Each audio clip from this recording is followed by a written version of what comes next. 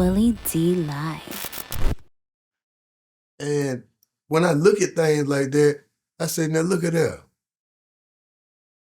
They let certain artists go out here and do everything that they wanted to do. But then once they figured out that you could go so far as an artist in business, they almost got jealous and said, hold on, they making too much money. They got more money than us. We don't need no more M&Ms and 50 cents. We don't need nobody to sell trillion albums and we can't tell them to go do an interview. So what they went into a room and figured out a way how to put the industry into slavery. That's what a 360 deal is. It's almost like the folk got mad that you started doing the right thing with the money. As long as you were spending it with their friends and everybody they set you up with, it's fine. But as soon as you start taking your money and start investing it and buying land and opening up business, oh shit, we can't do that. They're getting too smart. So the same person that'll tell you, I'll make you rich and famous and I got your back, is the same person that's gonna send derogatory things about you to the press to bring you down and keep you in the same position. It's almost like, are we doing a business deal or you think you own me for the rest of my life? So I tell kids now, know what your worth is. Because once you sign that paperwork, them folk own your face, your voice, everything about you. And you'll never be able to move forward like people who was able to move forward in our eras after you didn't work out with a situation. I just think that now it's just slavery. It's slavery in a new form because you say that you love artists, you say you want art to live and be expressive, but as soon as somebody says something you don't like, you want to turn the light, they turn the water off. Now see, what's that about? Because you learn now being in the seat, you like, I watched all my heroes say everything they want to say. I watched Luke go and fight for us to be able to say what we want to say. Soon as they make all the money they want to make off of us, now they want to control us and keep us compartmentalized. And I feel like that's where the game losing at. That's why the music trash now. Because ain't nobody doing music. Why do you think that Luke don't get as much credit as he deserves? Like we know the truth. The people in the industry know the truth. Many of the fans know the truth, but Luke's name is seldom mentioned when people start throwing credit around. Because he beat the feds. Hmm. He beat the feds. They were supposed to be able to say banned in the USA forever. And he came out of there with a victory on free speech. Free speech ain't free, is what we learning. Because once he beat that, seemed like that's when the censorship and the cases came. What are your thoughts on Karen Bass? You know who that is? Yeah, I know who that is. Yeah. What are your thoughts on her giving illegal immigrants basically a stipend, a monthly stipend for their troubles with ICE? Black people should, and all people should understand that. You got people that's in office that ain't there to fight for you. If we talk about reparations was a conversation that started out there in California that went all the way to the top. But when it went all the way to the top, the same party that said they with you told you can't do that for others to advance.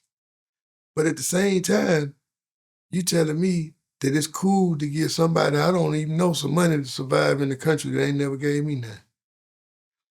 I look at Karen Bass as an imposter because you don't represent me.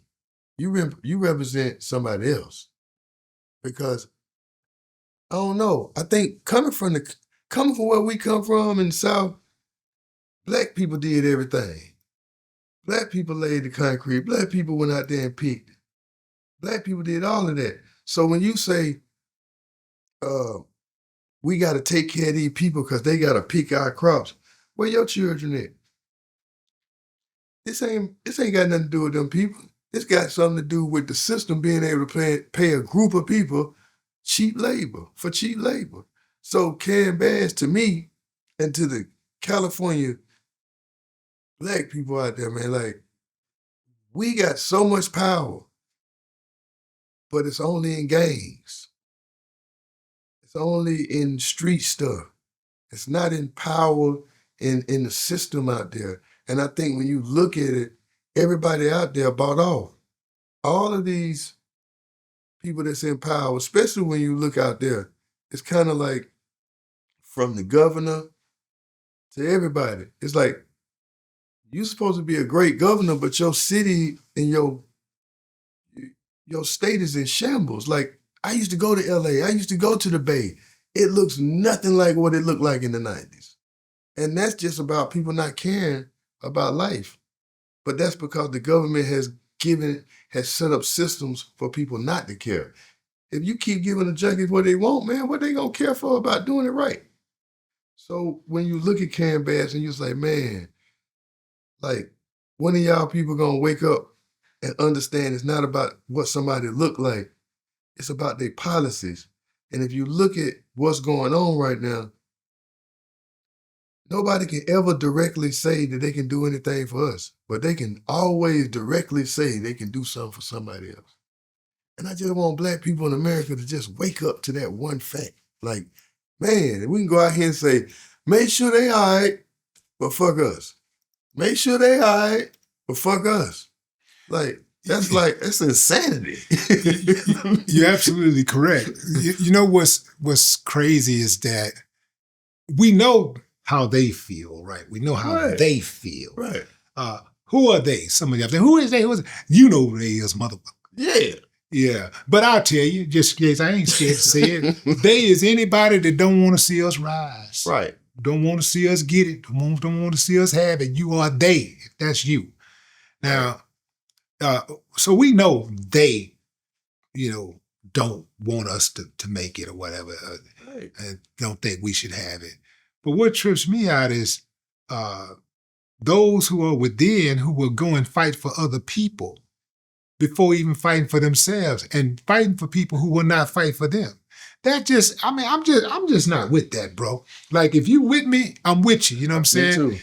But if you one of those who, you only with me when you need me, we're a team now because you need me. Right. No, I'm not with that, man. I'm not with that at all. And it's going on in both states. If you look at California, it's going on with the migrants, or you want to say it like that. Then in New York, you looking at it like you got all these people up here trying to run for the mayor. But then everybody got to say they got to go to Israel before they can say they can do something for the United States. That is psyched out. Like growing up in America in the 70s, this shit was macho man. This shit was chest hell with you got there, shit out. This shit was about being a man. This shit was about America. Now I'm looking at everything about being about everything else. If these people if they coming from these places, I think it's totally disrespectful for you to show up in somebody else's house and wave your flag. Like, once you do that, man, you the enemy. You ain't with me. And if they giving you free money, hey, somebody, can I have a right to say no? Because in America, we were told you got to get out of the house at 18. So where did they come up with all these funds to take care of somebody else and their family? But you never had a slush fund. But if you look around, you like, okay, if you from this group of people, you can have a dual citizenship, you can have free health care, you can do whatever you want to do. And them folk robbing the bank every month. And then these folk over here, you come over here and say, man, I'm just a migrant, man. Now you in the Four Seasons, you getting $3,000, $6,000 on the check. You on the social media telling people, man, come on over here, man. These folk gravy. It's like, nah, man. This is where, and a lot of people, it's so funny to me. They be like, you're a Republican. And I'll be like, huh? You must didn't grow up with no rules and regulations. I ain't no Republican. I ain't no goddamn Democrat. I'm an army brat. And if you ever grew up around army folk, they don't even like politicians. So growing up under my father, who was a sergeant major, went to Vietnam and Kuwait, when he came back from Kuwait, the biggest thing he taught me, he sat down, he said, son, war ain't nothing to play with. And he pulled out pictures and laid it down. And he showed you, see what them bombs do to people's bodies. This ain't never been about nothing but money. It's about these folk robbing these folk. This ain't got nothing to do with no war. And when he came back from Kuwait, that's when he realized that all wars ain't nothing but about money. About politicians doing kickbacks for how long you keep it going on, how long everybody get that envelope coming. So when you look at a situation like Ukraine and you like, hey man, these folk been robbing. And then you look at these people and say, hey man, you know, the Biden was the best for us. Man, Biden ain't gave a fuck about us. Man, Biden ain't never gave a fuck about us. Man, he locked up 400. You understand? 400,000 black people went to jail in the 90s. We never seen them again. But he's supposed to be good for me just because he went and he was up under Obama. Man, I'm from the South. I'm from the country. Once you show me who you is, man, I don't care how many times you change clothes. I know who you is. So just because you got old, I'm supposed to care? No, that's who you was. Who was Barack Obama? Barry. Barry, for they dressed him up, gave him a new name, told him he can't go to the black church because that money that them people ain't the one money behind him. See, it's like everything is scripted. Barack Hussein Obama. Don't that look like that sound like some shit somebody put together? But this gonna get them though, folk. We fucking with identity politics. So you gotta sprinkle a little bit everywhere so we can stretch him out.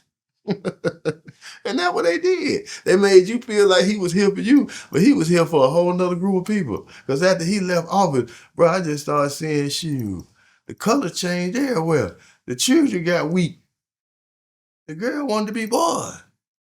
Hey man, I ain't mad at you. You can choose whatever you want to choose. Big mama told me just like this. Hey man, you can put 2 men on the island. Ain't gonna be nothing but death. You can put 2 women on the island.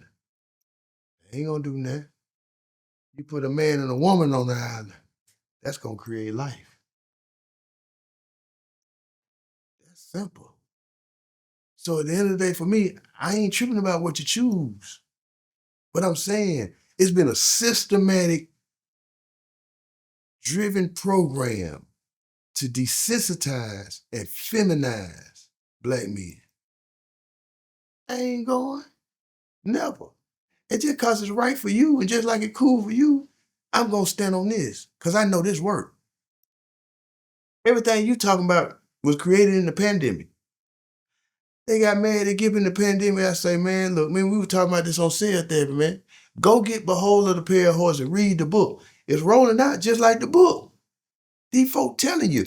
Bill Gates go up on TV and tell you, we're going to depopulate the world. Don't worry about it. Gonna give them a little shot. We're gonna make some money. And that's exactly what they did. Man, it's baffling how slow Americans are. Like, I mean, overall. Like, I mean, obviously they have some very smart Americans, but overall, man, it's really baffling how slow they are. Bill Gates told us directly that he wanted to depopulate the world. He told us this. And then he gets an opportunity where millions of people are falling, just dropping dead. And we're going to rely on him to come up with the vaccine to stop that from happening. Mm. The man, I mean, it's a perfect scenario for him to realize his dream, his ultimate goal to depopulate the world. And he has the permission, people are giving him permission to actually hit them with the jab, right. to stick them like yes. they look, man, I will volunteer. He ain't got to force it on you. He ain't got to be slick with it. He don't have to come up with the rules. He just, hey, take this. It's going to be good for you. Right. And we just lining up, taking it, forgetting that this man is a eugenics specialist. He's a student of eugenics, and so is his wife. Right. How did Americans get so damn slow? They're not even slow. They taking the money.